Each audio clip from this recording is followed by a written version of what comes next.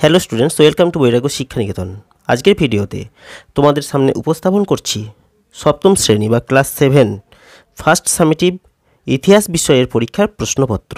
2025 সালে class 7 history first summative পরীক্ষার প্রশ্নপত্র তোমাদের সামনে উপস্থাপন করছি। এই ফার্স্ট সামেটিভ পরীক্ষার পূর্ণ মান ছিল 30 নাম্বার, সময় 1 ঘন্টা। দেখো, একের দাগের বলা হয়েছে নির্দেশ অনুসারে নিম্নলিখিত প্রশ্নের উত্তর দাও। এখানে মান দেওয়া আছে 1 × 12 সমান 12 নাম্বার, অর্থাৎ 12টা প্রশ্নের উত্তর এখানে তোমাদের করতে হবে। প্রথমে এমসিকিউ টাইপ প্রশ্ন রয়েছে। গুপ্ত যুগে পুনর্বর্ধন ছিল একটি, 3টে অপশান দেওয়া রয়েছে, জনগোষ্ঠী, ভুক্তি, বৃহৎ রাজ্য। সঠিক উত্তরটা বেছে নিতে হবে। তারপরে 3টে অপশান দেওয়া রয়েছে, ঘোড়া ও উট, বানর ও হরিণ, শূকর ও পায়রা। এই 3টে অপশান। এরপরে প্রশ্ন হচ্ছে পাল এবং সেন যুগে বাংলার বাইরে থেকে এসেছিল, অর্থাৎ কোন কোন প্রাণী বাংলার বাইরে থেকে এসেছিল তা লিখতে হবে। 1.2 বলা হয়েছে শূন্যস্থানে উপযুক্ত শব্দ বসাও। প্রথম প্রশ্ন, জৈনদের প্রাচীন ঐতিহ্য অনুসারে উত্তর রাঢ় ছিল ড্যাশ, শূন্যস্থান পূর্ণ করতে হবে। পরের প্রশ্ন, চক্রপাণি দত্তের চিকিৎসা বিজ্ঞানের পুস্তক ড্যাশ ভাষাতে লেখা। 1.3 বলা হয়েছে বেমানান শব্দের নিচে দাগ দাও।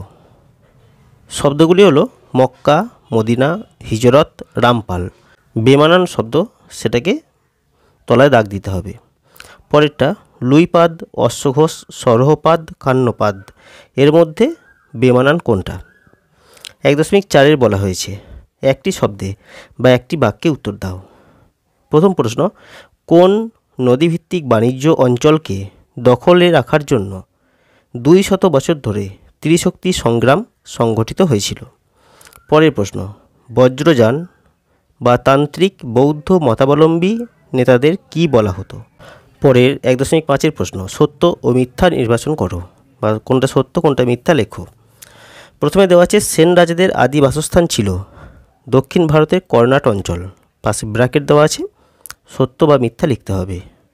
পরের প্রশ্ন, পাল রাজারা ব্রাহ্মণ ছিলেন, সত্য বা মিথ্যা যেটা হবে উত্তর সেটা লিখতে হবে। 1.6 বলা হয়েছে সাজিয়ে নিয়ে উত্তর খোঁজো। প্রথমে দেওয়া আছে দিল্লিতে সুলতানি শাসনের প্রতিষ্ঠাতা। এখন এলোমেলো করে একটা শব্দ দেওয়া আছে, শব্দটাকে সাজিয়ে নিয়ে লিখতে হবে। 1.6 নালন্দার কাছে অবস্থিত বৌদ্ধ বিহার। এখানেও এলোমেলো করে একটা শব্দ দেওয়া আছে, শব্দটাকে সাজিয়ে নিয়ে সঠিক শব্দটা এখানে লিখতে হবে। 2 থেকে বলা হয়েছে ক স্তম্ভের সঙ্গে খ স্তম্ভ মিলিয়ে বন্ধনীর মধ্যে ক স্তম্ভের ক্রমিক নাম্বার লেখো, অর্থাৎ ম্যাচিং।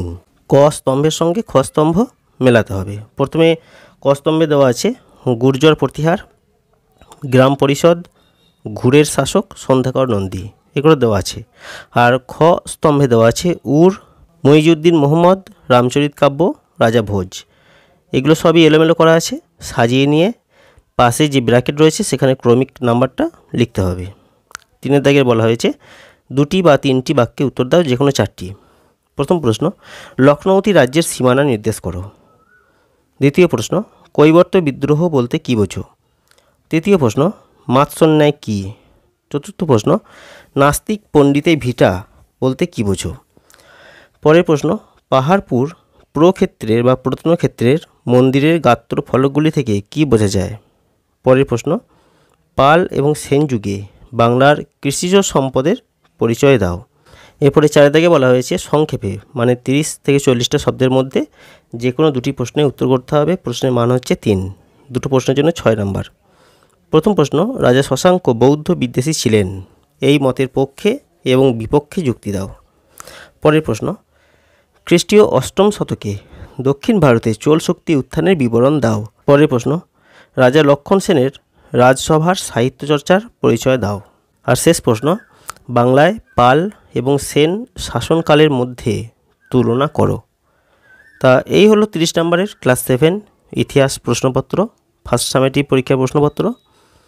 এই প্রশ্নপত্র দেখে তোমরা একটা ধারণা পাবে তোমাদের পরীক্ষায় কেমন প্রশ্ন আসবে। তো এই ছিল আজকের ভিডিও। কেমন লাগলো ভিডিওটি কমেন্ট করে জানাবে। যদি ভালো লাগে লাইক করবে, শেয়ার করবে, আর অবশ্যই চ্যানেলটিকে সাবস্ক্রাইব করবে।